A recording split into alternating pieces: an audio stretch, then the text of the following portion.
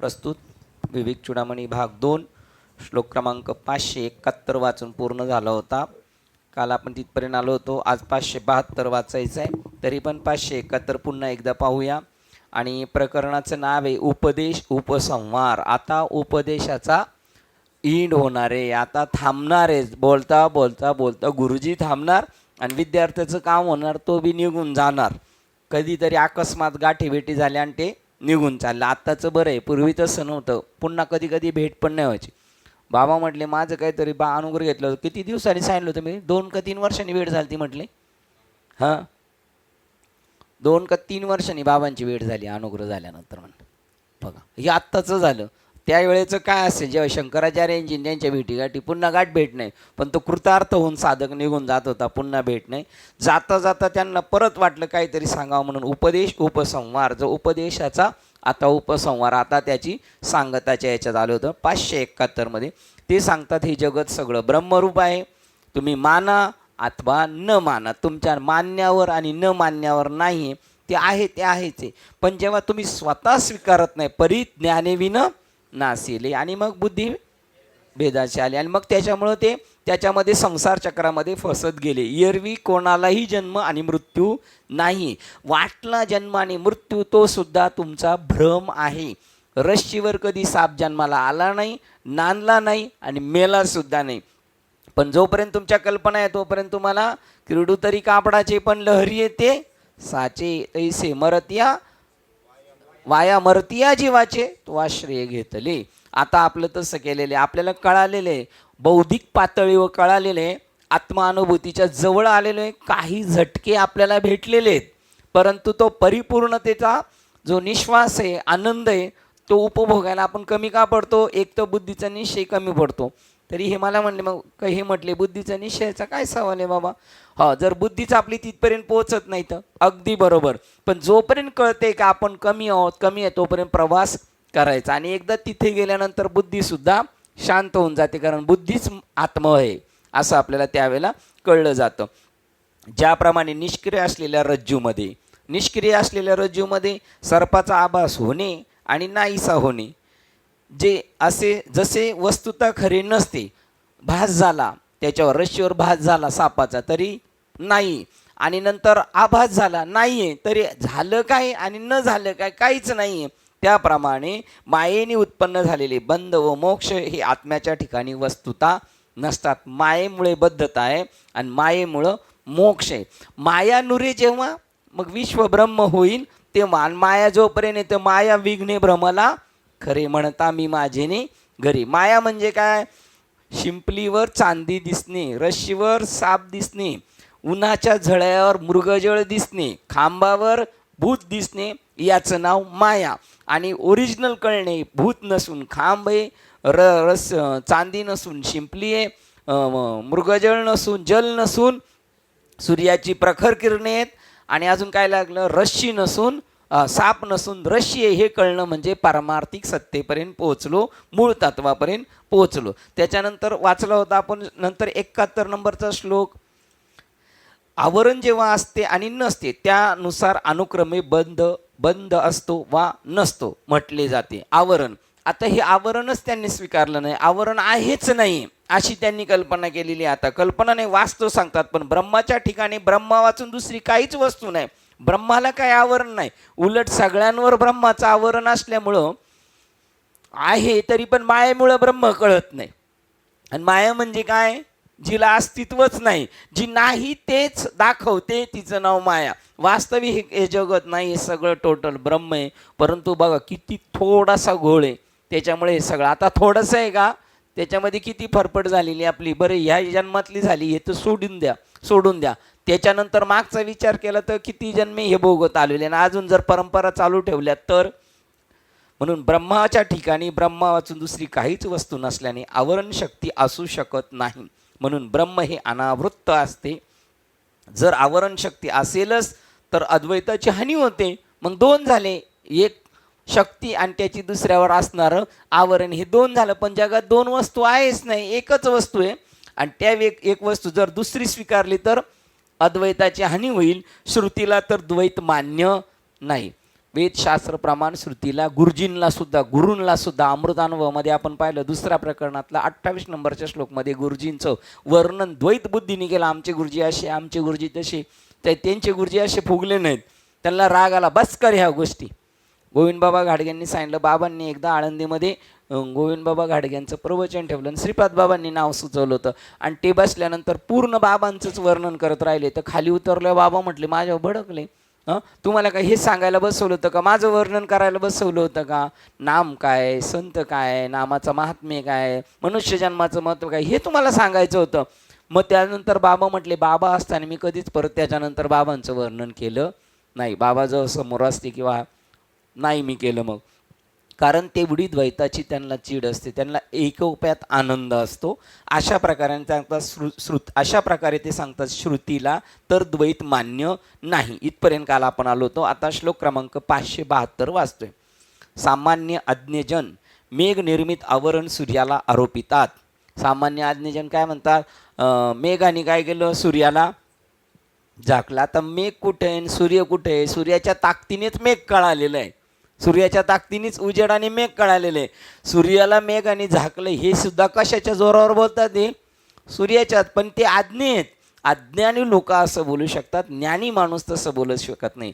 सामान्य अज्ञजन मेघ निर्मित आवरण सूर्यावर आरोपितात. तसे ते बुद्धीचे गुण असलेले बंध आणि मोक्ष आहेत. बंध आणि मोक्ष कशामुळे? मूलतानं गुणता आहेत. तुमच्या बुद्धीच्या चातुर्याने तुम्ही म्हणता मी गुंतलेलो आहे आणि मी सुटलेलो आहे. एरवी काही गुंतत बी नाही, काही सुटत पण नाही. पण हे आता कधीचे बोले? ते आता हे संवार उपसंहाराच्या वेळेचे बोले. पहिले मात्र त्याला गुंतलेलं सांगितलं. तू कसा गुंतलेला आहेस?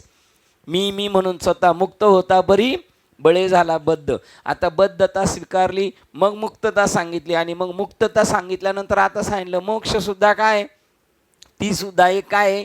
कल्पनाच आहे. काट्याने काटा काढण्यासाठी ती स्वीकारलेली एक कल्पना आहे. गणित सोडवण्यासाठी घेतलेला हातचा आहे. गणित सुटल्यानंतर हातचा सोडून द्यायचा, त्याप्रमाणे. म्हणून ते आत्मतत्व अद्वय असंग ज्ञानस्वरूप अविनाशी एक असे आहे. म्हणून ते आत्मतत्व अद्वय, त्याच्या ठिकाणी दोन नाही, सगळं एकूण मिळून एक आहे. असंग आहे, ते कशाच्याही संघात गुंतलेले नाही, शरीरात आहेच नाही. आता त्यांचं म्हणणं आहे शरीरसुद्धा नाहीच आहे आणि असलं तरी कातीप्रमाणे समजतोय. सापाची कात टाकून दिल्यानंतर तेवढाच आकार आहे, तेवढीच लांबी आहे सापाची जेवढी होती. पण आता सापाचं त्याच्याशी काही संबंध राहिलेला नाही. तसा त्या शरीराशी दिसत असला तरी संबंध नाही. एरवी ते शरीरसुद्धा वायुरूपच आहे. ते शरीरसुद्धा दिसतंय आकारवान, पण ते सुद्धा निर्गुणच आहे, असंग आहे, ज्ञानस्वरूप अविनाशी एक असे आहे. अविनाशी आहे आणि परत कसं आहे ते एक आहे. जगामध्ये दोन गोष्टी अशी उगाचच कल्पना करतात. बघा आता ही सुद्धा काय सांगितली? ते असंग आहे. हे कशासाठी कळायला लागलं? संघात गुंतलेल्यामुळं सांगितलेले. परत अद्वय, त्याच्याकडे द्वैतच नाही, कोणत्या वेगळेपणाच नाही तर काय. परत ज्ञान स्वरूप आहे, त्याला ज्ञान स्वरूप आहे हेही माहीत नाही आणि अज्ञान स्वरूप आहे हेही माहीत नाही. अविनाशी, विनाशाच्या ठिकाणी अविनाशाला किंमत आहे आणि ते एक आहे असे आहे असं म्हणतात. ह्या उगाच कल्पना करतात. बघा मग ह्या कल्पना उगाच करतात. हे केव्हा कळालं? सुटल्यानंतर आहे. त्याच्या अगोदर मात्र गुंतलेला असं वाटतं. बंध आणि मोक्ष माय या संबंधी कल्पना ह्या बुद्धीच्या उपाधी होत. तो बद्ध आहे की मुक्त आहे ही बुद्धी ठरवीत असते. त्या केवळ भ्रांतीमुळे निर्माण होणाऱ्या बुद्धीच्या कल्पना होत. हा बद्ध आहे ना हा मुक्त आहे, ही गुरुजीकडून नाही. बद्ध आणि मुक्त, गुरुजी काय म्हणतात? अवघे त्रैलोक्य आनंदाच्या आत. त्यांच्या दृष्टीने मागे एक ओळी पाहिली होती काय? जगची मुक्त, ती वेळी आपणास जगची मुक्त ऐसेनी विवेक उदो चित्ती तयाशी भेद कैसा त्रिजगती देख आपुल्या प्रतिती. जगचं मुक्त, स्वतः मुक्त, जगात मुक्त. त्याला कळालं कोण बांधलेलं आहे कोण मुक्त आहे. त्यामुळे ह्या सुद्धा भ्रांतीमुळे निर्माण होणाऱ्या बुद्धीच्या कल्पना होत. बुद्धीची ही सुद्धा काय? कल्पना, अविद्या, माया, यांना सगळ्यांना एकच त्यांची योग्यता आहे. ब्रह्म सत्यतत्व कधीच बद्ध नसते आणि म्हणून त्यास मुक्त करण्याचा प्रश्नच येत नाही. ते स्वतःहून अन्य असे कधीच झालेले नसते. त्याने स्वतः कधीच स्वीकारलं नाही मी वेगळा आहे म्हणून. तुम्ही तुमच्या डोळ्यावर हात ठेवता आणि म्हणता की जगात अंधार आहे, तुमची दृष्टी ढगामुळे जर आवृत्त होत असेल तर तुम्ही म्हणता सूर्य पुन्हा बाहेर आला. ढगामुळे काय झालं तर सूर्य झाकला होता, आता तुम्ही म्हणता सूर्य बाहेर आला. सूर्य बाहेर नाही आला, तुमची दृष्टी तिथपर्यंत पोहोचत नव्हती, मध्ये काहीतरी प्रतिबंध होता. वास्तविक सूर्य आलाही नाही आणि गेलाही नाही. आता हे मोठे मोठे त्यांनी मला इनडायरेक्टली एकदा सांगितलं होतं, सूर्य उगवतो मावळतं ही गोष्ट खोटी कशी काय म्हणता तुम्ही. आता बघा, त्यांना वास्तविक आणि शिवाय लय शिकलेले, परमार्थातला उच्च दर्जाचा अभ्यास केला. वास्तविक सूर्य आलाही नाही आणि गेला नाही, तो उगवतही नाही आणि मावळतही नाही, तो सदैव तेथे होताच. ढग फक्त आले आणि गेले. ढग सूर्यातही नसतात ना माझ्या डोळ्यात, ते कोठेतरी 2 इंचामध्ये असतात इतकेच. मग ब्रह्म जे अद्वय असंग आणि परिपूर्ण आहे ते जीव झाले असे कसे म्हणता? प्रश्नचिन्ह. ते अशक्य आहे. अरे एवढी मोठी व्यापक गोष्ट ती संकुचित कशी होईल? आणि झाल्यासारखी वाटते. आता तुमची ती ओळ आहे, ते वर आहे, ते खाली आलंच नाही देहामध्ये. तैसा आत्मदेही आथी म्हणिपे काही, तरी साचे तरी ते नाही तो जे तिच्यात येते. तो शरीरात आला पण नाही, ते पण प्रतिबिंबच आहे. ते जिथं आहे तिथंच आहे. बरं, ते तिथं आहे तिथं आहे असं म्हणण्यापेक्षा ते म्हणतं मी कुठं नाही. आणि हे जेव्हा म्हणत असतं ते आपल्या मुखातून तेच बोलत असतं, मी कुठे नाही. फक्त त्यावेळेला आपला एवढाच भाग असतो का ते आपल्या मुखातून बोलतं असं कधीच आपण नाही म्हणत, तोच तो बोलतोय. म्हणून हरिमुखे म्हणा. तुम्ही स्वतःचं मुख हरीचं बनवा, असं समज येऊ द्या तुम्हाला, अशी अनुभूती येऊ द्या. आणि मग तुम्ही जर हरिमुखे म्हणले तर त्याच्या पुण्याची गणना होऊ शकत नाही. असं तुम्ही कधी हरिमुखे म्हणलं तर ते काहींनी ठेवलेलं आहे. 1 म्हणलं का दाबायचं, 2 म्हणलं का दाबायचं, काहींना वया दिलेल्या आहेत, काहींना माळा दिलेल्या आहेत वडायला. बरोबर आहे, त्यांच्या स्टेपने त्यांना बरोबर दिलेलं आहे. पण ही स्टेप आहे ना, जेव्हा तू पूर्ण ब्रह्मरूप होशील आणि त्यावेळेला तू ज्या वेळेला म्हणशील त्यावेळेला तुला म्हणायची गरज नाही तरी तो म्हणतो. त्याला नाम घ्यायची गरज नाही तरी तो घेतो. ज्याला गरज नाही तो घेतो. आणि त्याच्या वाचेपुढे ते सारखं नाचत राहतं, त्याला घ्यायची गरज नसली तरी. आणि एवढं सगळं त्याने स्वतः मिळवलं तरी तो माझ्याकडे देत असतो श्रेय, हे ईश्वराने दिलेलं आहे.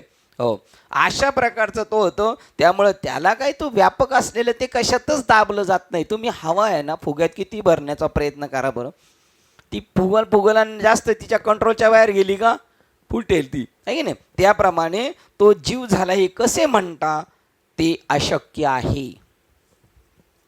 ओंकाराच्या दृष्टीने जयाच्या वाचे भोजे, नाम नाचतसी माझे.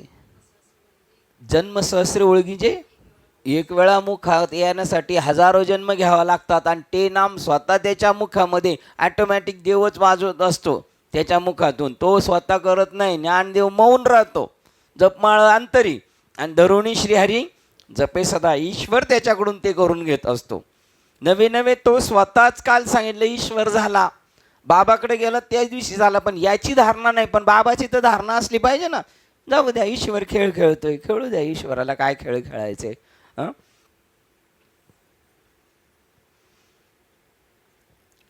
पलटी मारला.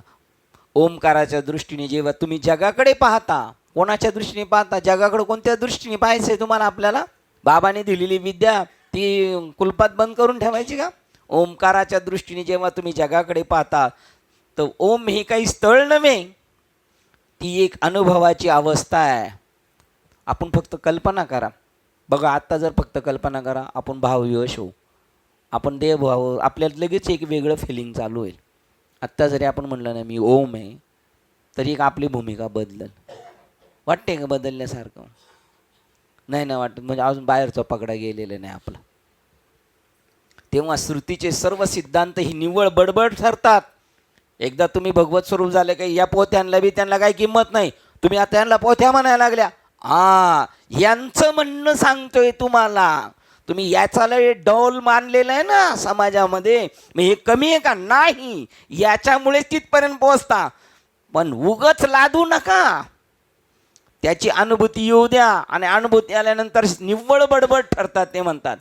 ही काही तेव्हा श्रुतीचे सर्व सिद्धांत ही निव्वळ बडबड ठरतात. यांचे अनुभूती आल्यावर एक श्रुतीचे सिद्धांत निव्वळ बडबड आहे, आणि अनुभव नसताना सुद्धा तुमची बडबड आहे. अनंत वाचा बरळती बरळ. मग तो मधल्या टप्प्यात आहे ना, त्यावेळेला स्वप्नातील भ्रांतीत पाहिलेला वाघ स्वप्न पाहणारा दचकून जागा करू शकतो. स्वप्नातील भ्रांतीने पाहिलेला वाघ स्वप्न पाहणारा दचकून जागा करू शकतो. बोध सुद्धा झाला स्वप्नात. आपण म्हटलं ना, तुकाराम महाराजांना बोध कधी झाला? स्वप्नात. याच्या अगोदर जेवढ्यांना झालाय त्यांना स्वप्नात. आत्ता जरी एखाद्याला झाला तर कधी होईल? स्वप्नात. आणि याच्या नंतर बी कोणाला होणार? तेव्हा स्वप्नातला गुरु स्वप्नातल्या शिष्याला जाग करतो आणि दोघं पण एक होऊन निघून जातात.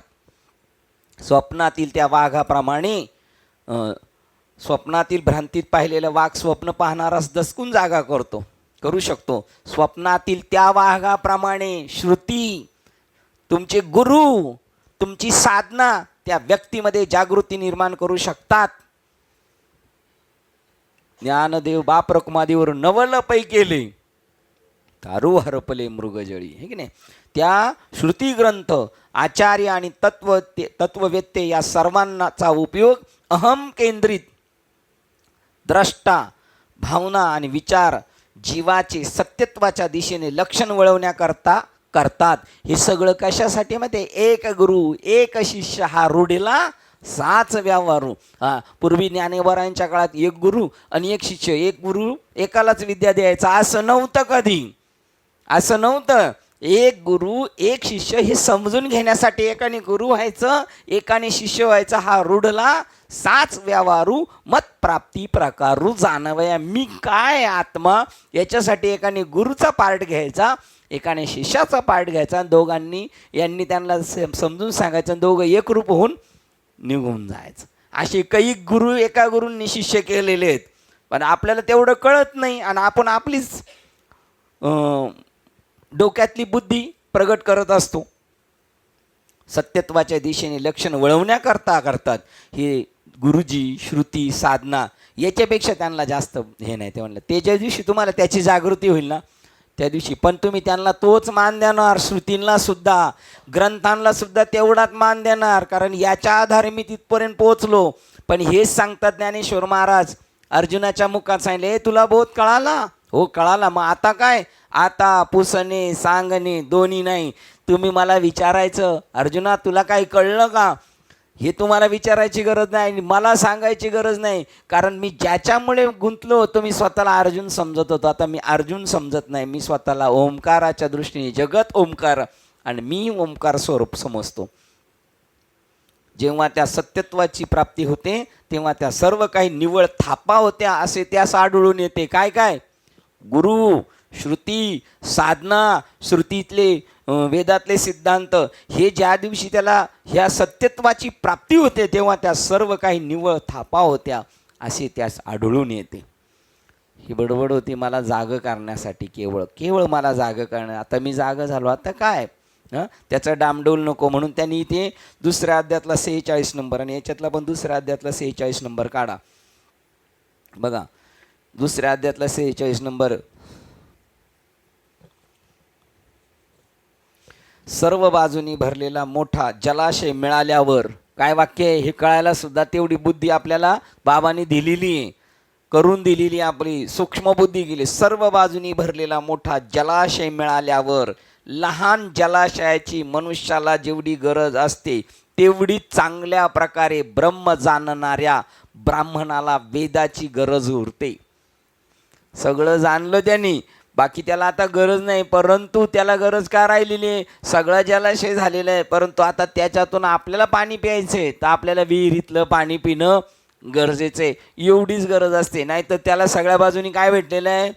समुद्रात जरी असलं तरी पाण्याची बॉटल घेऊन जातो की नाही, तद्वती ते सांगितलेले. बाकी त्याच्यापेक्षा त्याला जास्त गरज नसते.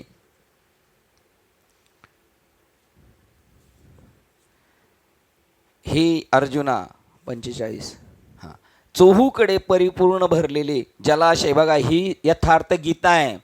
ही फ्रीमध्ये भेटते, 200 रुपये किमतीची. लिंक टाकलेली आपल्या ग्रुपवर, घेऊन जावा, फुकटमध्ये मागवून घ्या. बरोबर काय ती किती दानशूर माणसं, बाबाच्या अंगावर कपडे नाहीत, मग बाबाने कुठून पैसे आणले? अशी माणसं भेटायला, दानशूर माणसं भेटायला, ज्यांना असं वाटावं जगाला कळावं अशी माणसं पण असावी लागतात जगात, आणि ती त्यांच्याकडे दातृत्व आहे. आणि असं ज्ञान संपादन करायचं, जर 200 रुपयाचे ग्रंथ आपल्या घरपोच आणून देतात हे लोक, तर ती यथार्थ गीता आहे अडगडानंद बाबांची. आणि 5200 वर्षापूर्वी जे सांगितलं ते बाबांच्या अंतःकरणात उकल झाली इतरांपेक्षा. ते म्हणतात, ज्यावेळेला भगवान श्रीकृष्णाने सांगितलेली गीता आपण फक्त शब्दाचे उच्चार करतो, पण त्यावेळेला त्यांच्या मनात काय भाव होते आणि त्यामुळे ते शब्द आले, ते एखाद्या महात्म्याच्या अंतःकरणात ते वृद्धिंगत होतात. आणि मग त्यावेळेला ते यथार्थ त्यांना काय सांगायचं होतं, कोणा? भगवान श्रीकृष्णांना, ते त्यांच्या अंतःकरणात झालं आणि मग ते शेअर करावं असं वाटलं. त्यांनी केलं तरी ते म्हणतात, हे मी नाही केलं, परत माझ्याकडून कोणी करून घेतलंय? त्यांनीच करून घेतलेले. आणि मग त्यांच्या अन्वयांनी हे फ्रीमध्ये वाटायचं ठरवलेलं आहे. याची किंमत 200 रुपये. पेपर एकदम भारी क्वालिटीचा आहे. आपल्याकडे आलं तर आपण हे 200 रुपयाला देऊ फ्री आणून, आहे की नाही? चोहूकडून परिपूर्ण भरलेले जलाशय प्राप्त झालेल्या मनुष्याला तहान लहान जलाशयाची जेवढी उपयुक्तता तेवढेच प्रयोजन असते, तेवढेच ब्रह्म जाणणाऱ्या ज्ञानसंपन्न ब्राह्मणाला वेदाचे प्रयोजन असते. तात्पर्य हेच की जो वेदाच्या पलीकडे जातो व जो ब्रह्माला जाणतो तोच ब्राह्मण होय. आता तुम्ही ब्राह्मण आहेत का मनुष्य शूद्र आहेत आपण? तेव्हा हे अर्जुना, तू सुद्धा असा सात्विक गुणाने संपन्न होऊन वेदाच्या पलीकडे जा व ब्राह्मण हो. कोणाच्या पलीकडे जा? नुसतं मला वेद कळतं मी वेदाच्या चर्चा करतो, बाष्कळ चर्चा नाहीत. वेदाच्या गप्पा म्हणजे बाष्कळ चर्चा नाही. ब्रह्मस्वरूप होणे म्हणजे वेद अनुभवला, त्याने जाणला. अर्जुन जन्माने क्षत्रिय होता आणि येथे श्रीकृष्ण म्हणतात ब्राह्मण बन. कसा बनेल ब्राह्मण? वृत्तीने ब्राह्मण बनणार तो. त्याच्यामध्ये मग श्रीमद भागवतमध्ये ब्राह्मण जे सांगितले ना, त्या महात्म्याचं वर्णन आहे. ब्राह्मण म्हणजे जातीचा ब्राह्मण नाही. तरी सुद्धा आपण जातीच्या ब्राह्मणाला पण तेवढीच किंमत द्यायची. परंतु त्यांना अभिप्रेत ज्याने ब्रह्म जाणले ना, तो ब्राह्मण. मग तो पार व्याधाच्या याच्या जन्माला आलेला असला, कोळ्यांच्या असू द्या, कोणत्याही कुळात जन्माला असलेला तरी चालेल, तू ब्राह्मण हो बन. हे कसे काय? ब्राह्मण, क्षत्रिय इत्यादी वर्ण म्हणजे मनुष्य स्वभावातील क्षमतेचे, सामर्थ्याचे नाव आहे. हे वर्ण कर्मप्रधान आहेत. जन्माने निर्धारित होणाऱ्या रूढी नव्हेत, कर्माने सिद्धता होते. ज्याला गंगेचे जल उपलब्ध आहे त्याला शुद्र जलाशयाचे काय प्रयोजन? कळलं का याच्यातला बारकाव? ज्याला गंगेचे जल उपलब्ध आहे त्याला शुद्र जलाशयाचे काय? आता यांना काय म्हणले? निव्वळ बडबड आहे, मग शुल्लक राहील जेव्हा तुम्ही तिथपर्यंत जाल. मग पण ज्याच्या आधारे गेले त्याचा तुम्ही अनादर नाही करणार, पण तुमच्या दृष्टीने जेव्हा व्यापकताला जाणार तेव्हा इकडं विसरणार सगळे. ज्याला गंगेचे जल उपलब्ध आहे त्याला शुद्र जलाशयाचे काय प्रयोजन? प्रश्नचिन्ह. त्याच प्रकारे ज्याने ब्रह्माला साक्षात जाणले आहे त्या आत्मसाक्षात्कारी महापुरुषाला, त्या ब्राह्मणाला वेदाचे विशेष प्रयोजन उरत नाही. आता काय वाचायचं गरज नाही आणि सांगायची गरज नाही, अशी स्टेप होऊन जाते. अजून आपल्याला सांगावं असं वाटतं ना, ऐकं वाटतं ना, अजून कमतरता आहे म्हणून. मात्र वेदांची गरज नक्कीच असते. बघा परत कसं आहे, अशी वाक्य आहेत ना की त्याचा पूर्णपणे निश्चित करता नाहीत. नाही तर एखादा म्हणेल मग मला गरज नाही, कारण अर्धवट असे असं का त्यांना लगेच वाटतं का तेवढं झालं. मग परत सांगितलं गरज नसते, मात्र वेदाची गरज नक्कीच असते, ठीक नाही? कारण मागून येणाऱ्यासाठी त्याची उपयुक्तता असते. कोणासाठी? मोडू नवे नाव का जाळू नवे? जाळू नवे नाव तरल्याने पार. मागील आधार बहुतांशी. काम झालं, आपण बोटीतून तिकडं तरून गेलो आणि थंडी आहे म्हणून पेटून शेकत बसलो नाही, मागून येणारे आहेत. तशा ह्या बोटी आहे. तुका म्हणे नाव उदकी जनासाठी टाव. संत ग्रंथ हे असे आहेत आपल्याला तारण्यासाठी येते, मागून येणाऱ्यासाठी त्याची उपयुक्तता असते. आता येथून पुढे कर्मयोगाच्या चर्चेला आरंभ झाला. बघा इथे त्याच्यासाठी सांगितलं होतं, एक दिला होता ती. तेव्हा श्रुतीचे सर्व सिद्धांत हे निव्वळ बडबड ठरतात. एक दिला खाली लिहिलं गीता अध्याय 2 46 नंबरचा श्लोक पाहणे. आता याच्यापेक्षा जास्त उकल केली की नाही यथार्थनी, याच्यापेक्षा उकल केली की नाही? मग हे कमी आहे का नाही? ह्या पायरीने तिथपर्यंत नेलं, मग कुठं जाणार? एक घास जेवलो आपण आणि पोट भरलं तर कोणता घास ढेकर यायला कारणीभूत? शेवटचाच की नाही? शेवटचाच की नाही? पहिल्यापासूनचे सगळेच ती लिंक आहे की नाही? ती लिंक आहे. त्यामुळं असं आपण कोणाचा अनादर नाही करत, पण जसं जमा कराल भांडवल, नाही तर आपण म्हणणार आहे माझ्याकडे भगवद्गीता. अरे आहे, पण 4 जणांची चहाची टेस्ट वेगळे का नाही? त्याप्रमाणे वेगळं वेगळं प्रत्येकाला सुचत असतं. श्लोक क्रमांक 573 वाचतोय. सत्यतत्वाचा बंध आणि मोक्ष आहेत. सत्यतत्वात बंध आणि मोक्ष आहेत किंवा ते नाहीत अशी जी कल्पना केली जाते, सत्यतत्वाच्या या आहेत, बंध आणि मोक्ष आहेत किंवा ते नाहीत अशी जी कल्पना केली जाते, ते दोन्ही बुद्धीचे गुण आहेत. आणि ज्ञानेश्वर महाराज म्हणतात, मी जो ईश्वर पाहिला ना तो गुणातीत पाहिलेल्या. माझे गुरुजी गुणातीत आहेत, ईश्वर गुणातीत आहे, मी गुणातीत, तर मी गुणात राहील का मग? सत्य ज्ञानानंद गगनाचे प्रावर्ण, नाही रूपवर्ण गुण जेते गुण नाहीत. गुणत्रय योग आत्म्याला कोणत्याही प्रकारचा गुण नाही. हे दोन्ही बुद्धीचे गुण आहेत. ते शाश्वत सत्यत्वाचे ब्रह्माचे नव्हेत. बद्धता आणि मुक्तता हे बुद्धीचे गुण आहेत. आत्म्यालाही काहीच लागू पडत नाही. ते असते अस्ति इति आणि ते असत नाही नास्ति इति या बुद्धीच्या 2 संकल्पना आहेत. ते बौद्धिक निष्कर्ष होत. जाणीव तत्वाच्या प्रकाशातच तुम्ही त्या निष्कर्षाप्रत येत असता. हे कळतं मी बद्ध आहे, हां मी आपण तिथपर्यंत पोहोचलो नाही, परत मी आता तिथपर्यंत पोहोचलो, हे सुद्धा कोणाच्या माध्यमाने कळलं? तुझ्या सत्तेने तुझे गुण गाऊ आणि तेने सुखी राहू सर्व काळ. बरोबर ना? ते बौद्धिक निष्कर्ष होत. जाणीव तत्वाच्या प्रकाशातच तुम्ही त्या निष्कर्षाप्रत येत असतात. त्यास तुमच्या बुद्धी निर्णयाचा स्पर्श होत नाही. त्यास तुमच्या बुद्धी निर्णयाचा स्पर्श होत नाही. तुम्हाला त्या संकल्पनाची जाणीव असते.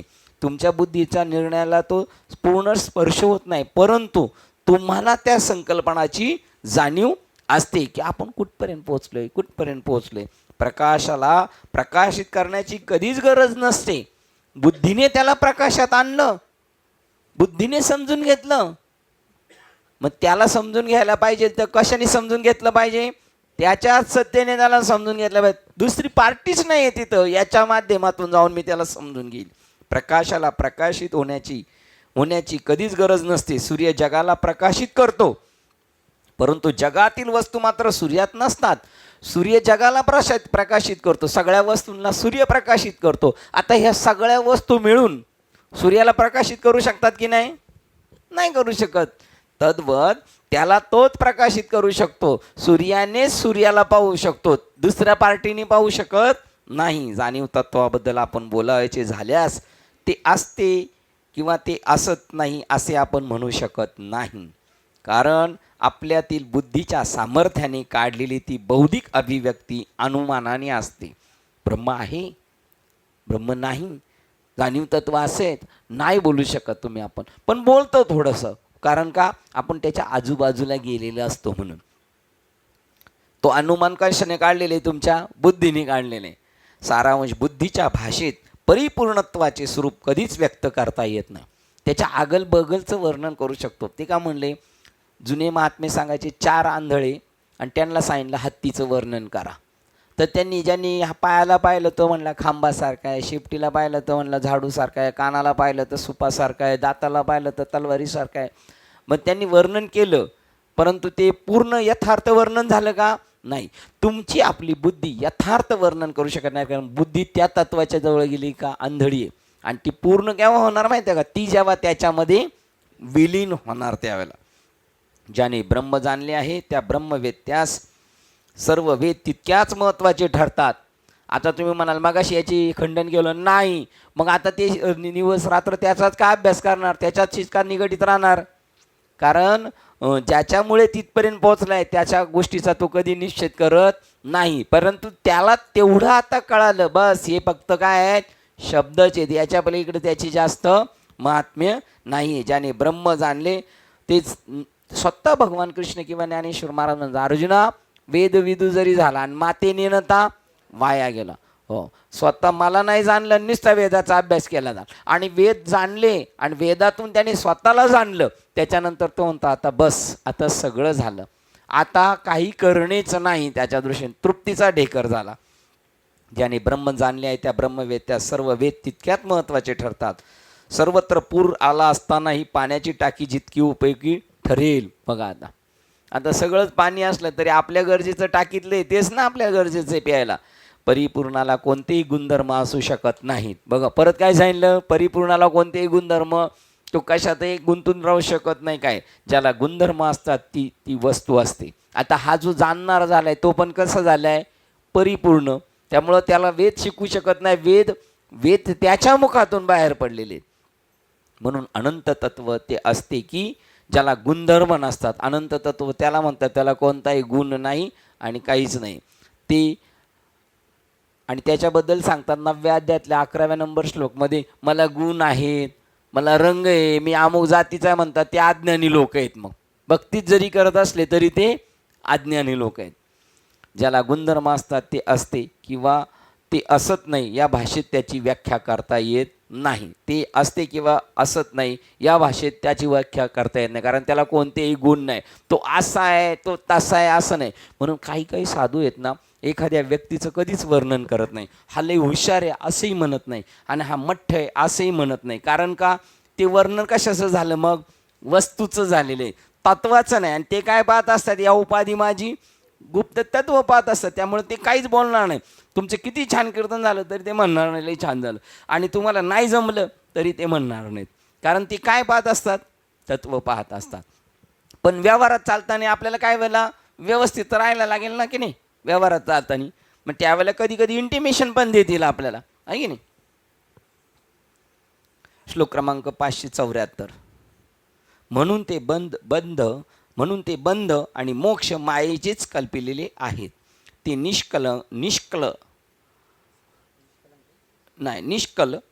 निष्क्रिय, शांत, निर्वद्य, निरंजन असा आत्म्याच्या ठिकाणी नाहीत. बघा ते निष्कलंक म्हणजे कलंक बी नाही आणि निष्कलंक पण नाही.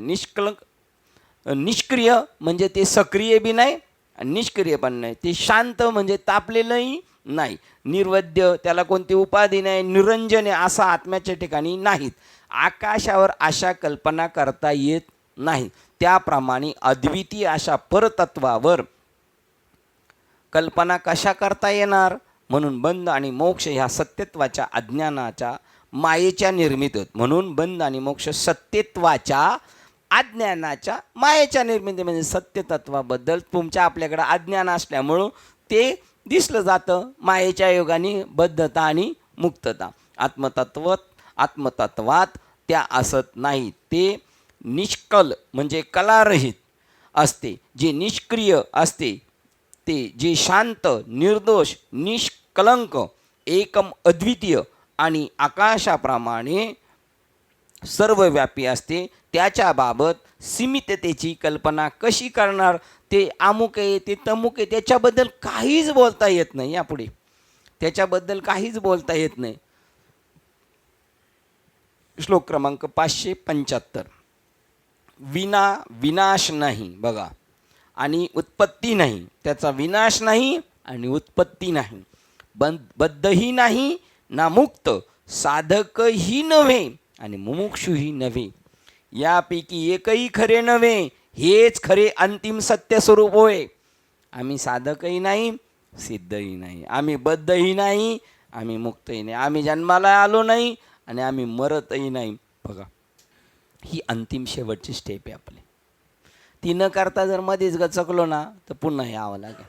100% यावं लागेल. तुम्ही म्हणाल आता असं यावं लागेल म्हणता, काहीच नाही तर. अरे हे कळून बोललेले, त्याच्या अगोदर नाही बोललेले. परमार्थता तू स्वतः ब्रह्मच आहेस. ते ब्रह्माखेरीज अन्य काही नाहीच. बघ किती सकारात्मक आहे. परमार्थता तू स्वतः ब्रह्मच आहेस. ते ब्रह्माखेरीज अन्य काही नाहीच. बाबांचं वाक्य का रे, देव नाही अशी एवढी रिकामी जागा नाही. मग भल्या माणसं तू कोण आहे. देव नाही एवढी रिकामी जागा नाही. मग तू एवढा मोठा 5.5 फुटाचा 60-70 किलोचा माणूस तू कोण आहेस. देवाशिवाय एवढी रिकामी जागा नाही. तो तू स्वतःच ब्रह्म आहेस, तेथे ब्रह्माखेरीज अन्य काहीच नाही, तेथे कधीच जन्म नाही की मृत्यू नाही, ब्रह्मात साधकही नाही आणि मोक्ष इच्छूही नाही किंवा कोणी मुक्तही नाही त्या स्वरूपाला गेल्यानंतर. हां, तुमच्यासारखंच आहे. मी शहाणा पण नाही, मी वेडा पण नाही. म्हणजे ते पण खोटं आहे, खोटं पण नाही, खरं पण नाही. म्हणजे मोक्ष सुद्धा काही गौरवाची बाब नव्हे. ह्याची बी आपल्याला लय मस्ती. आम्हाला कळालं, तुम्हाला कळालं का? आम्हाला कळालं, तुम्हाला कळालं का? आम्ही मोक्ष. कसला मोक्ष आणि कसली बद्धता? मोक्ष म्हणजे काही गौरवाची बाब नाही. याचा अर्थ ज्याला काही मिळालं नाही त्याने म्हणायचं नाही, त्याने ते मिळवायचं आणि मग पोटभर जेवायचं आणि मग म्हणायचं नको ब्रह्मज्ञान. आत्मस्थिती भाव, मी बघत तू देवाईशी करी. त्याच्या अगोदर जर उपाशी पोटी मरशील, दोन्ही घरचा पाहुणा उपवाशी. म्हणजे मोक्ष सुद्धा काही गौरवाची बाब नव्हे, ते तुमचे सत्यस्वरूपच आहे. किंबहुना तू काहीच प्राप्त केलेले नसते. मी काही कमवलं नाही, त्यामुळं मला गमवण्याची काही भीती नाही. किंबहुना तू काहीच प्राप्त केलेले नसते. तू एवढेच म्हणशील की काय मी मूर्ख होतो, मला माझे स्वरूप माहीत नव्हते. असा एकही शहाणा भेटला नाही आपल्याला अजूनपर्यंत. काय मी मूर्ख होतो, मला स्वरूप माहीत नव्हते, तो मी लय हुशार आहे. प्राप्त करून घ्यावायचे काही नसतेच. काय म्हणू शकतो आपण एवढेच, काय मी मूर्ख होतो, मला माझे स्वरूपच माहीत नव्हते. म्हणून कौनू की भ्रमलेपणे मी तोगा चोरलो म्हणे, ऐसा नाथीला छंदू अंतकरणी घेऊन टेला. त्याने आता म्हणलं बाहेर मी कुठं हरवलो होतो, मी तर घरीच होतो आणि काय म्हणत होतो, मी हरवलो. मलाच माहीत नव्हते. प्राप्त करून घ्यावायचे काहीच नसतेच, ते तूच आहेस. हेच परम सत्य तत्व स्वात्मानुभूतीच्या क्षणी प्रतीत करून घ्यावायचे असते. बस काय करून घ्यायचं असतं, मी काहीच कमवलो नाही, मी पहिलाच होतो. बोधसागरमध्ये पण असंच आहे. तुला काही कळालं, कोणत्या गुरुनी कळून दिलं, और माझं मी पहिलाच तसा होतो, मी काही कमवलं नाही, गमवलं नाही, काय नाही. बरं मग आता वेदाला मानशील का नाही? वेद माझ्यापासून निर्माण झाले, पण मानशील का नाही? हा मानल ना, कारण काय, कधी परत माझी गाडी पलटी होईल सांगता येत नाही, त्यामुळं मला त्या याच्यामध्ये राहावं लागेल, म्हणून मी राहतोय. नाही तर नाही. आता पलटी होईल हे मी म्हणणं कोणासाठी? त्यांच्यासाठी का आपल्यासाठी? आपल्यासाठीचे. त्यांना एवढं सगळं कळलं, सगळंच ब्रह्म आहे, तर काही येत नाही, काही जात नाही, तर काय एवढंच डोक्यात ठेवायचं ना. बाकी काय डोक्यात ठेवायचं आपल्याला? एवढंच डोक्यात ठेवायचं ना. पण तेवढंच डोक्यात राहत नाही आपल्याला, बाकी सगळं डोक्यात बसलेले हे नाही. जेवढंच डोक्यात राहायचं ते राहत नाही की नाही. आता संपलं शिष्याची मुक्तता. आता तू जा, तुझ्या घरी काम झालं तुझं, जा, आता संपलं. कलियुगचे दोष ज्याच्या ठिकाणी नाहीसे झाले आहेत, अशा सर्व कामनातून ज्याची बुद्धी मुक्त झाली आहे, अशा मुमुक्षुला मी तुला आज सगळ्या वेद सिद्धांताचा, तत्वज्ञानाचा चुडामणी असलेले हे अतिशय गुह्य ज्ञान तुला पुत्राप्रमाणे मानून पुन्हा सांगितले.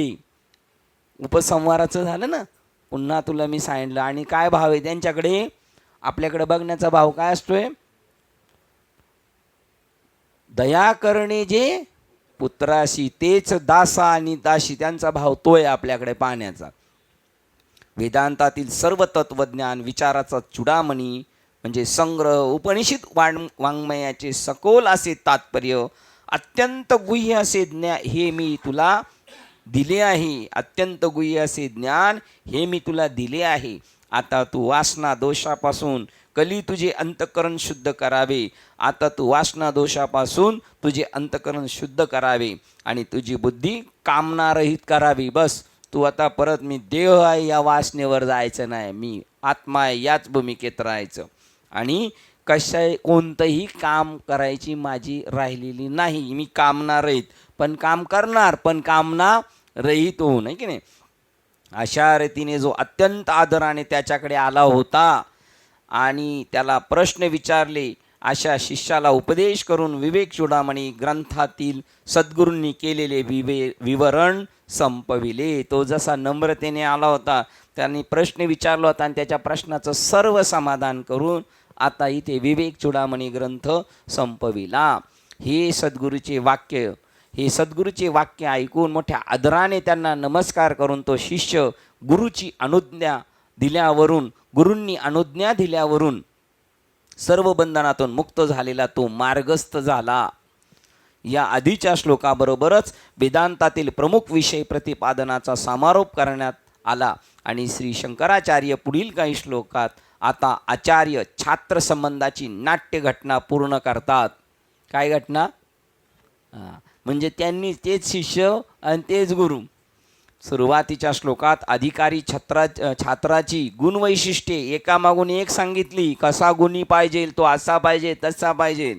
त्यानंतर सद्गुरू व्यक्तिमत्वाची उदात्तता, गुरुजी कसे असतात ते सांगितलं आणि भव्यता याबद्दल सांगितले. त्यांची उदात्तता आणि भव्यता सद्गुरूंनी सांगितले. नंतर अशा अधिकारी शिष्यास त्या आदर्श आचार्यापुढे विनम्र व्हावे लावले.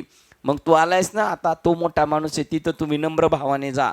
जेव्हा शिष्याने आध्यात्मिक प्रश्नाबाबतचे बुद्धिमान प्रश्न विचारले तेव्हा त्या प्रश्नाची सविस्तर उत्तरे सद्गुरूंनी दिल्यावर हा गुरु शिष्य संवाद 576व्या श्लोकात संपला. म्हणजे मागच्या श्लोकात संपला. या ग्रंथाचे बुद्धिपूर्वक श्रवण करणे आणि त्यातील ज्ञानाचा जोरदारपणे पाठपुरावा करणे याबाबत छात्रावर झालेल्या प्रतिक्रिया श्री शंकराचार्य पुढील काही श्लोकामध्ये सूचित करीत आहेत. तो निघून गेला. आता व्यक्तिमत्वाच्या सर्व खोड्यापासून मुक्त झाल्यावर शिष्य पूर्ण आत्मप्राप्ती झाल्यानंतर सद्गुरूची अनुज्ञा घेतो आणि आपल्या स्वात्मनिष्ठ स्वात्म अनुभूतीमध्ये आणखी पुढे सर्वदा रममान होण्याकरता मार्गस्थ होतो. आता तो गेला, आता मी त्याच्यात. मग सुख घडोघडी त्याच्या आनंदात राहण्यासाठी तो निघून गेला तिथून. ज्याला स्वानुभूती आलेली आहे, ज्याला स्वात्मानुभूती आलेली आहे, अशा छात्राच्या म्हणजे शिष्याच्या दृष्टिकोनातून पाहिल्यास दोघेही आता एकमेव अनंत तत्वाचा अनुभव घेत असल्याने गुरुजी आणि शिष्य एकाच आनंदामध्ये आहेत. त्यांच्यात आणि सद्गुरू यांच्यात काही फरक राहत नाही. त्याच्यात आणि सद्गुरू याच्यात काही फरक राहत नाही. तोच आता कोण झालाय? तोही ब्रह्म झाला आणि सद्गुरूसुद्धा आता ते कसे झाले? दोघे मिळून ब्रह्मचे. त्यांच्या दृष्टीने दोघं हा प्रबोध देताना बाबा सांगतात तुमच्यात आणि आपल्यामध्ये. बाबा म्हणतात आमच्यात आणि तुमच्यात काही फरक राहिलेला नाही. बोध दिला त्या दिवशी, तुम्ही ना आपण सारखेच आहोत बस. तरीसुद्धा बघा, त्यांच्यात आणि सद्गुरू यांच्यात काहीच फरक राहत नाही. तरीसुद्धा शिष्य आचार्यांच्या चरणाशी केवळ आदराने साष्टांग नमस्कार घालतो. जरी ते म्हणले तुमच्यात आणि आपल्यात फरक नाही तर ते म्हणतो ठीक आहे, मग आपण त्यांच्याशी तसा व्यवहार करणार का नाही. तरी पण त्यांना आपण तेच रिस्पेक्ट आणि तेच स्थान त्यांच्याकडे पाहणार. त्यांच्याकडे पहिले पाहत होतो त्याच भूमिकेतून. उलट पहिल्यापेक्षा जास्त भावना राहणार आपली त्यांच्याविषयी. जेव्हा पूर्ण बोध होणार तेव्हा आत्मसाक्षात्कार होऊन सुद्धा शिष्य त्यांनी ज्यास जीवनासंबंधीच्या अंधकारमय शुष्क भावनापासून जागृत केले आणि आत्मतत्वाच्या विशाल दरबारात आणून सोडले, त्या आचार्यांबद्दल अत्यंत कृतज्ञतेची भावना व्यक्त करण्याकडे तो दुर्लक्ष करू शकत नाही. तरीसुद्धा जरी एक झाले तरी तो म्हणणार तुमच्या कृपेची पोसणे, कृतकृत्य झालो, पुन्हा नमस्कार, पुन्हा नमस्कार, 11व्या अध्यायात पुन्हा नमस्कार, असं तो करणार. श्लोक क्रमांक 578. सदानंद सागरात बुडालेले सद्गुरू याप्रमाणे आता ते गेले निघून. कोण निघून गेले? शिष्य निघून गेले. शिष्य कसे झाले? तसेच झाले. आता ते निघून गेले, हे राहिले एकटे. सदानंद सागरात बुडालेले सद्गुरू याप्रमाणे पृथ्वीवरील सर्व जगाला पावन करीत सतत भ्रमण करते झाले. आता एक गिऱ्हाईक मिटवलं, त्याचं काम झालं. आता ते त्यांच्या आनंदात पुन्हा मशगूल होऊन जे भेटेल त्याला सांगत राहायचं. आले त्यासी देती दान, संत उदार उदार भरले अनंत भंडार. आले त्याला देतात दान, घातला दुकान देती आली याची दान, मागत्यासी पुरे धनी आणि काती उरे. ते परत एक गिऱ्हाईक संपलं का संपलं नाही, दुसरं गिऱ्हाईक शोधत चालणार. जगाला पावन करीत सतत भ्रमण करते. छात्र जेव्हा निघून गेला तेव्हा सद्गुरू निश्वास टाकून गप्प राहिले नाहीत. आता आपलं कार्यक्रम झालं हे कधीच आहे?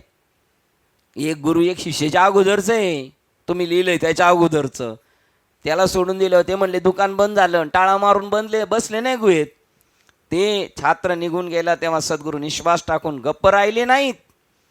स्वानंद सिंधूमध्ये ओले चिंब झालेल्या मनाने सर्व जगावर अनुग्रह करीत सद्गुरू सुद्धा संचार करीत राहिले. पुन्हा जो भेटेल त्याला आणि जे साधक त्यांच्याकडे येत त्यांचे सदैव उद्बोधन करीत आणि त्यांना मार्गदर्शन करीत राहिले. कुठं राहिले ते सतत तेच करत राहिले. श्लोक क्रमांक 579. याप्रमाणे मुमुक्षूंना सहज आत्मज्ञान व्हावे म्हणून गुरु शिष्याच्या संवादाद्वारा आत्मनिरूपण केले. ज्या हेतूने या तत्वज्ञ कवीने इतक्या दीर्घ उद्योगाने आत्तापर्यंतच्या 578 श्लोकाचा प्रपंच केला त्याबद्दलचे खुद्द श्री शंकराचार्यांचे प्रतिपादन या श्लोकात आपणास सापडते. बघा, या कवी मनाने केवढा दीर्घ उद्योग केलेला आहे. प्रकरण आपल्यासाठी एवढं करून ठेवलं. बरं, एवढंच नाही केलं, अनेक भंडार भरलेले आहे त्यांचं. त्याबाबत खुद्द श्री शंकराचार्यच प्रतिपादन या श्लोकात आपणास सापडते. श्लोकावरून हेही सूचित होते की ते काही शंकराचार्यांचे असे तत्वज्ञान नव्हते. अलीकडच्या काळातच प्रत्येक तत्वव्यत्यास केवळ आपले स्वतःचेच असे तत्वज्ञान असते. पण ते म्हणतात नाही, मागून आली वाट सिद्ध ओळीची कैशी. मागच्यांनी जे चालवलं ते आम्ही पुढे चालवतो. अगदी मंदबुद्धीच्या साधकालाही सहज समजेल अशा सुयोग्य भाषेत आणि शैलीत संपूर्ण अद्वैत वेदांतामधील सिद्धांत याची तर्कशुद्ध मांडणी आपणास विवेक चूडामणी ग्रंथात सापडते. बघा, मंदबुद्धीचा माणूस असला तर हे तर त्यांचं महात्म्य संतांचं. न कळणाराला सुद्धा कळेल ज्ञान होय मुढा अति मूर्ख त्या दगडात. ते सगळं खरं वाङ्मय की जो सामान्याच्यात सुद्धा गळी उतरू शकतो. हुशार तर कधी कळून घेईल, पण मंदातल्या मंदाला सुद्धा कळेल अशा प्रकारचं हा हेतू मनात पुढे ठेवून श्री शंकराचार्यांनी हा काव्यमय पडदा अत्यंत यशस्वी रीतीने विणला आहे. हे सगळ्या सामान्यातल्या सामान्यांना कळावं म्हणून जसे श्रीमद भगवद्गीता हा महान ग्रंथ गुरु शिष्य संवादाच्या शैलीत जनतेला सादर केला आहे, तसेच या ठिकाणी श्री शंकराचार्य तीच गुरु शिष्य संवाद पद्धती वापरीत आहेत. आत्मतत्वाचे स्वरूप काय आहे आणि साधकालाही किती उत्कृष्टपणे संस्कारित करता येईल आणि त्या सत्यत्वाचे आकलन करण्यास किती सहाय्य करता येईल हा आहे यामधील विवरण केलेला संपूर्ण विषय. श्लोक क्रमांक 580 आणि प्रकरण 77 क्रमांकाचं शेवटचं प्रकरण आहे. नाही, अजून एक प्रकरण आहे. अनुबुद्धबद्ध चतुष्टय. विहित कर्माचे आचरण करून ज्यांनी आपल्या चित्तातील सर्व दोष नाहीशी केले आहेत. आपल्या वाट्याला आलेले कर्म करता करता करता आपल्या अंतःकरणात मी करतो हा भाव पूर्ण धुवून काढलेला आहे. विहित कर्माचे आचरण करून ज्याने आपल्या चित्तातील सर्व दोष नाहीसे केलेले आहेत. संसार सुखाविषयी जे पाठमोरे झालेले आहेत. आता आपण संसार सुखाविषयी पाठमोरे आहेत का सन्मुख आहेत? संसार सुखाविषयी पाठमोरे आहेत का सन्मुख आहेत?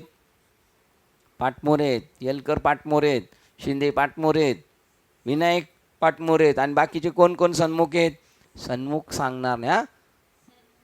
मामी म्हणल्या मी सन्मुख आहे. मामा तुमचं काय म्हणणं आहे?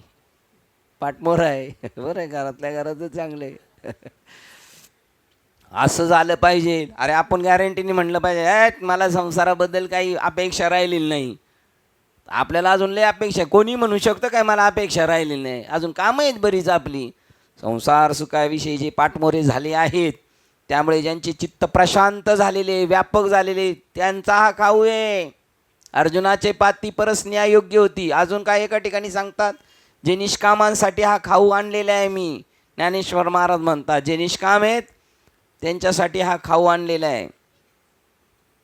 संसार सुखाविषयी जे पाठमोरे झाले आहेत त्यामुळे ज्यांचे चित्त प्रशांत झाले आहे, ज्याने अशा तऱ्हेने श्रुती ज्ञानात रस घेतला आहे. काय घेतलेलं आहे? याच्यात रस घेतलेला आहे. अशा मुमुक्षूंनी हा हितोपदेश मोठ्या आदराने ग्रहण करावा. ज्याला असं वाटतंय त्यांनी स्वीकारायचं, सेव्ह करून ठेवायचं. विवेक चूडामणी ग्रंथाचे श्रवण करणे अथवा तो वाचणे म्हणजे काही समजण्याची खात्री नव्हे. वाचलं आणि ऐकलं म्हणजे समजलंच असं काही आम्ही गॅरंटी देत नाही, कारण हे वरचं पाहिजे तेव्हा ते सेव होईल. साठवणीचे रुंदले जागे. श्री शंकराचार्यांचे ही लक्षात आले होते की या ग्रंथाचे संपूर्ण वाचन केल्यानंतर काही जण खात्रीने म्हणतील की ही सर्व थापेबाजी आहे. म्हणून ते म्हणतात की जो खालील वैशिष्ट्य गुणांनी संपन्न आहे त्याच्याकरता मी हे केवळ लिहिलेलं आहे. कोणासाठी लिहिलेलं आहे मी? हो, बाकीचे म्हणतील थापाबाजी आहे, ते काय एवढं सोपं आहे का? ते काय खरं आहे का? हे असो या तू बोलाची ताटी भरी, वरी कैवल्य रसे ओगरली, ही मी प्रतिपद्य केली निष्काम्यांसी. हे जे ताट मांडून ठेवलेले आहे कोणासाठी आहे? मी सगळं ओंगरले म्हणजे पदार्थ कोणासाठी आहेत? आत्मरूपी जे पदार्थ आहेत जे निष्काम आहेत त्यांच्यासाठी. किंवा भुकेली या धनी साधनाचे जे आत्मसुखार्थ भुकेलेले आहेत त्यांच्यासाठी हे केलेलं आहे मी. म्हणून ते म्हणतात जे खालील वैशिष्ट्य गुणवैशिष्ट्यांनी संपन्न आहे त्यांच्याकरता मी हे केवळ लिहिलेलं आहे. आता आपण बघू त्याच्यात बसतोय का, आपल्यासाठी लिहिलंय का? नाही. ज्यांनी शम दम उपरती तितिक्षा श्रद्धा आणि समाधान षड संपत्तीचा विहित पद्धतीने पाठपुरावा करून चित्तदोष समस्त चित्तदोष घालून टाकलेले आहेत. निष्ठ शम म्हणजे काय, दम म्हणजे काय हे ऐकलं बाबा कुणाला दुसऱ्याला सांगत बसला त्यांनी नाही. हे सगळे दोष चित्तातले काढून टाकलेले आहेत. आणि हे चित्तातले दोष काढण्याचं साधन आहे ना आपल्याला बाबाने दिलेलं पहिलं नाम आहे. म्हणजे दुसरं नाम आहे का? 100% आहे. जे सदा परिवर्तनीय असते अशा जगातील विषय सुखाचे ज्यांना वैराग्य प्राप्त झालेले आहे ते वाचून येथीचे गोडीने नेते. जी आत्मबोधाची आवडी केली स्वर्ग सुखाची संसाराची कुरुंडी, ते वाचून येथीची गोडी अनेक नेनती. हो, जसं ते नवरा नवरी आले का घरामध्ये, मग आजी नाही का म्हातारी आजी लटलट लटलट कापत येते, ते ताज्या भाकरीचा तुकडा चतकूर कापून आणतीन, त्या म्हातार दोघा नवरा बायकोवरून वळून टाकते. ताज्या भाकरीचा का नाही, शिळ्या आहे का नाही, पोटात दुखल कुत्र्याची आजी आहे का नाही. ते वाचून येतीचे म्हणजे संसाराला आणि स्वर्ग सुखाला त्या तुकड्याप्रमाणे फेकून दिले, त्याच्याकडे कुत्रा बी ढुंकून पाहत नाही अशी ज्याची मनोवृत्ती झालेली आहे ते वाचून येतीची गोडी नेनती. वैराग्याची शिव नेनती, विवेकाची भाषा नेनती, ते मूर्ख केवी पावती माझं ईश्वरा ते. जे सदा परिवर्तनीय असते अशा जगातील विषय सुखाचे ज्यांना वैराग्य प्राप्त झालेले आहे, वासना कमी झाल्यामुळे ज्याचे मन शांत आणि प्रसन्न प्रशांत चित्त झाले आहे. 4. जे श्रुती ग्रंथाच्या अभ्यासात रस घेतात. दांड्या नाही ते मारल्या पाहिजेत, चांगल्या गोष्टीसाठी कधीच दांड्या नाही मारल्या पाहिजे, सगळी कामं बाजूला ठेवून हे काम करायचं. जे श्रुती ग्रंथाच्या अभ्यासात रस घेतात म्हणजे ज्यांना उपनिषदे समजून घेण्याची प्रवृत्ती आहे, हे काय हे समजून घेण्याची आपल्या मनात इच्छा निर्माण झाली पाहिजे, ती पण ईश्वराच्या शिवाय होणार नाही. त्यालाच अंतःकरण कृपा म्हणतात.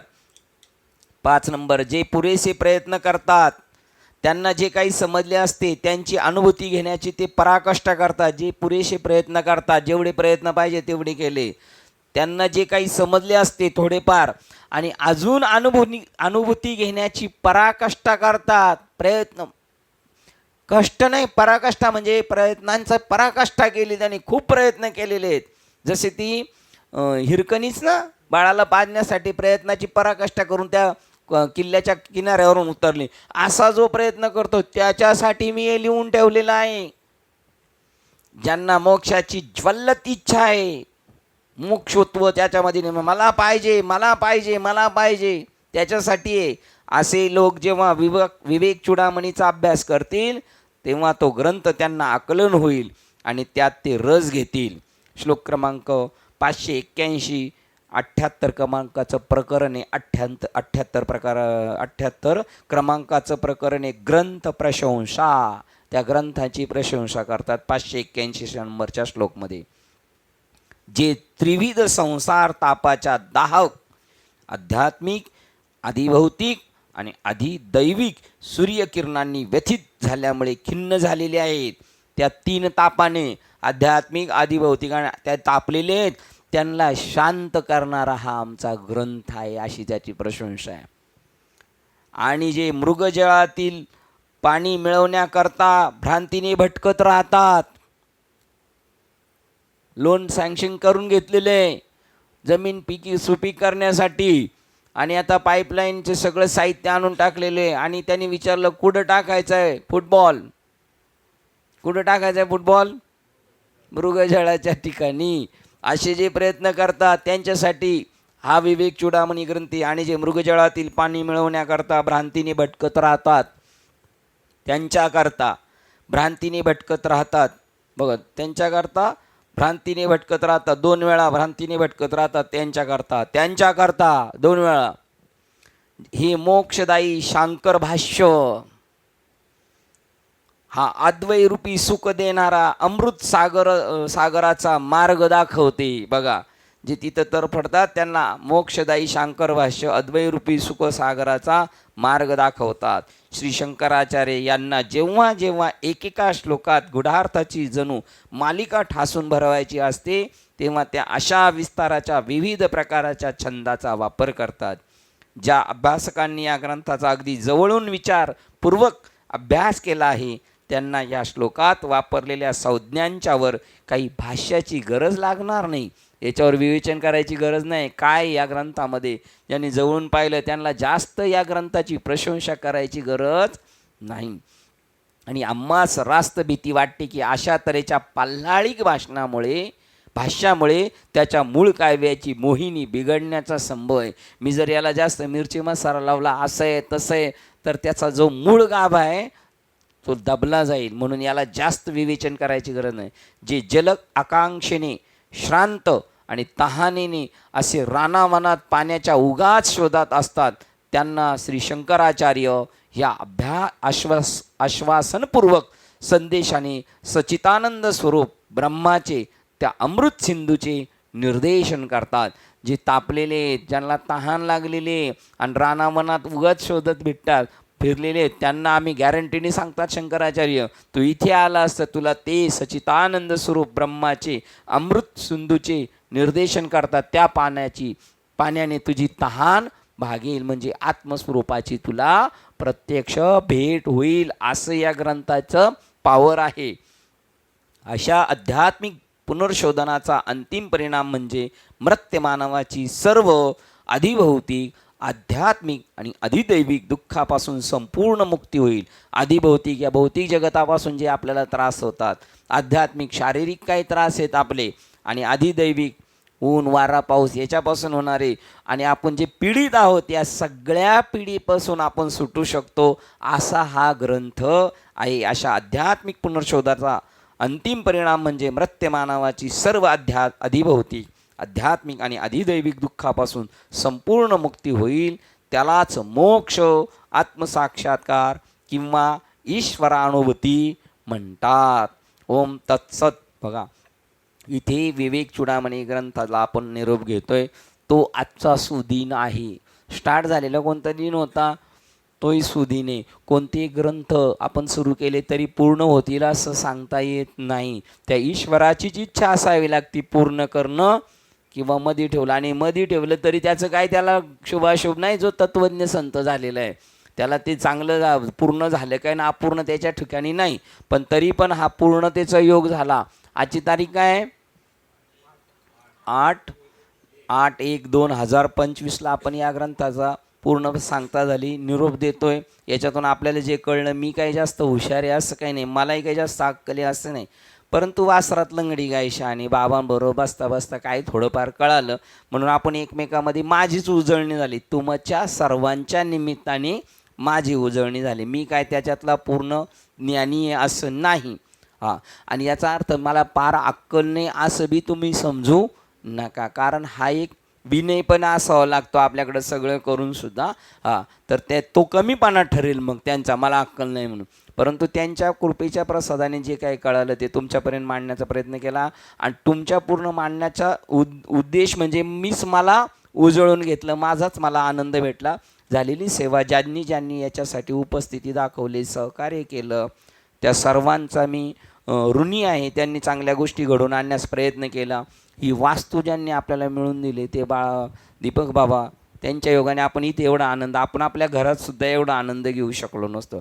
त्याच्यासाठी 4-6-10 जणांनी जे प्रयत्न केले त्यांच्याही चरणावर सेवा समर्पित आहे.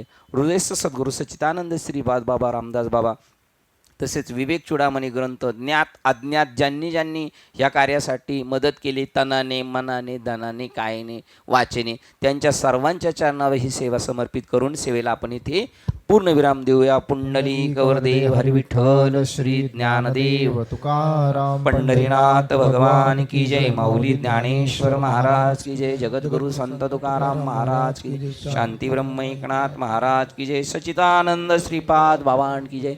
सच्चिदानंद रामदास बाबान की जय. अवधूत चिंतनम श्री गुरुदेव दत्त गोपाल कृष्ण भगवान. बोलो रे भाई सब संतन की जय. गणपती बाप्पा